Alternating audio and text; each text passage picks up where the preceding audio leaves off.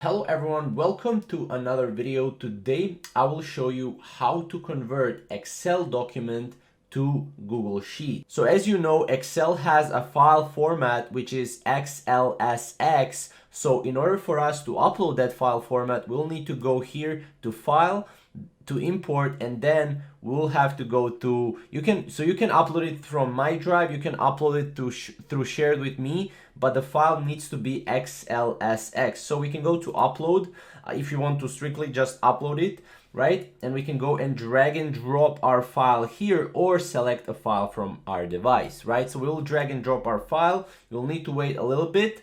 And now what you need to do is you will need to replace the spreadsheet if you want to replace this current spreadsheet that we're in, or insert new sheet or create a new spreadsheet. So we can go create new spreadsheet for this particular video. We can import data, right? And right now we'll need to wait a little bit. And as you can see, file imported successfully. Open now. We can open now here. And again, this will be our pretty much, how to convert Excel to Google Sheets. Now you can also do is you can import this into Excel later on, right? If you want, you can go file, you can go download, and then we can download Excel file, and we can share that with other people if they have Excel and if we have Google Sheets, for example, right?